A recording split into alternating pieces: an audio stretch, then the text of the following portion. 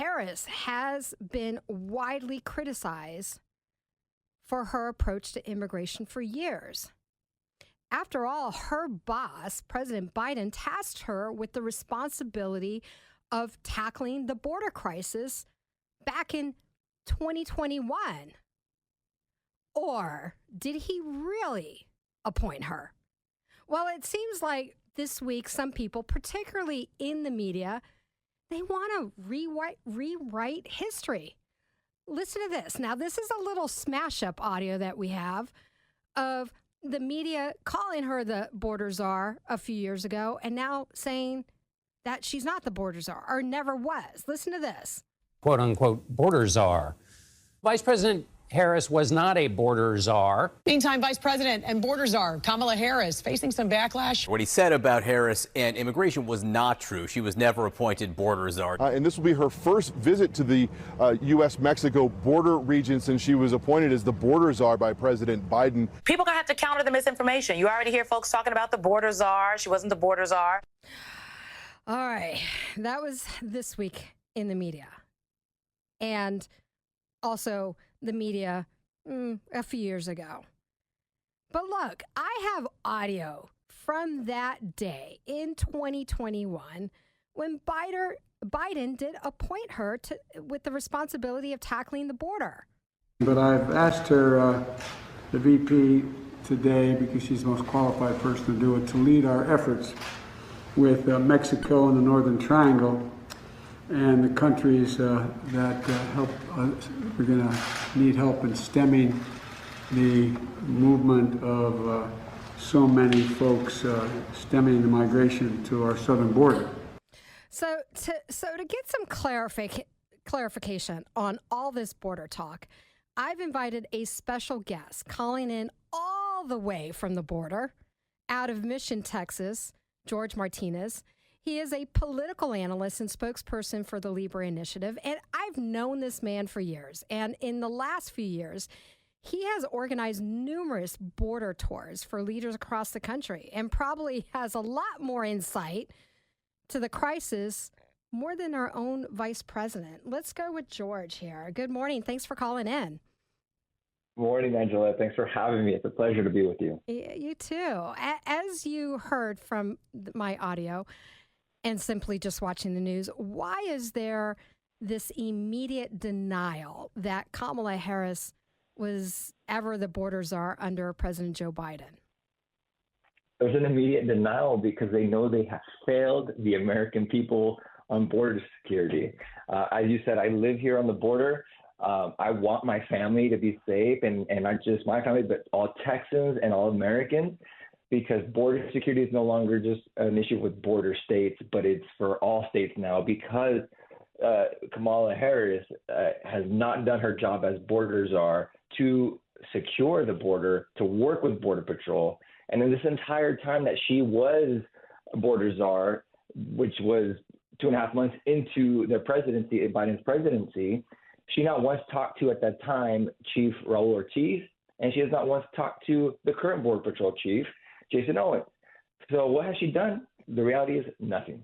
Yeah. Folks that are just tuning in, I have a political analyst and spokesperson for LIBRE initiative, Jorge Martinez, all the way from Texas.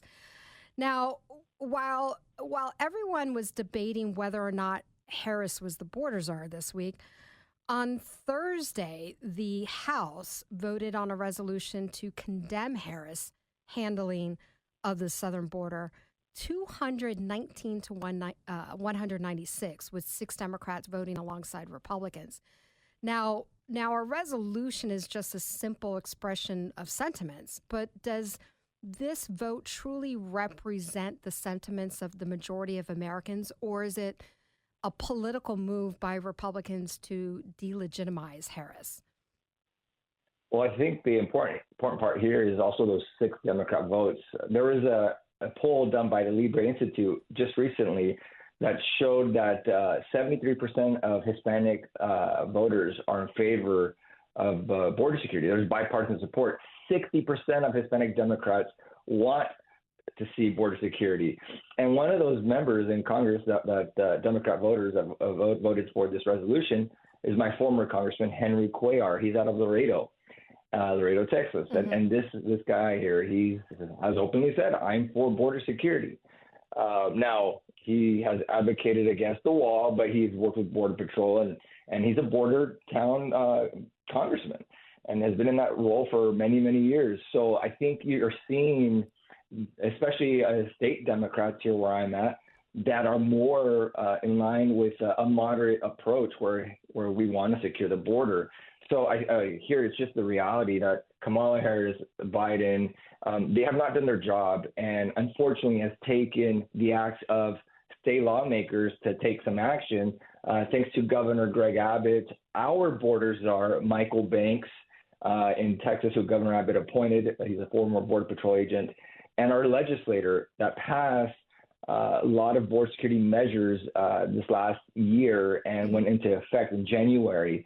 And that's just a little bit that Texas has done with a little bit of power we have, because we do know that this is a federal issue. But when there's a lack of ideas, an absence of policy, you're going to result in other measures here.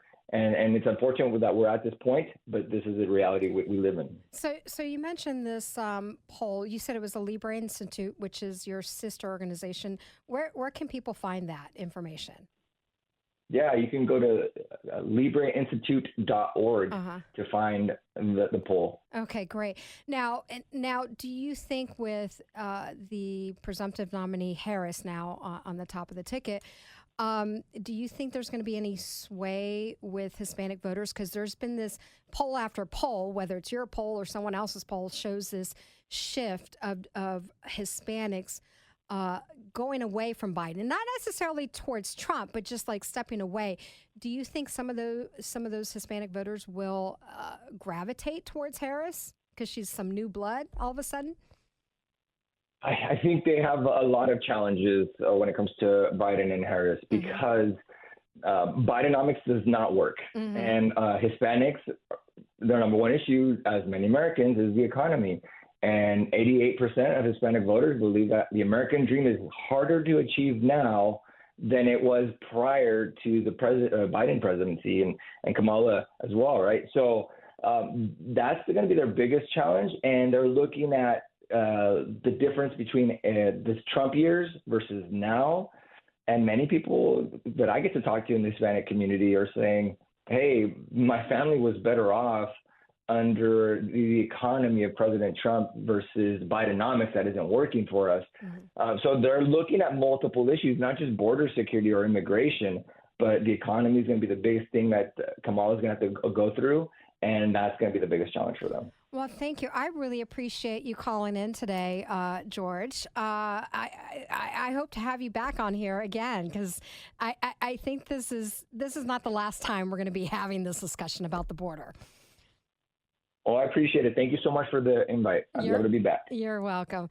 Look, that was Jorge Martinez out of Mission, Texas, which is a border city over there in southern Texas. And he's a political analyst and spokesperson for the LIBRE initiative.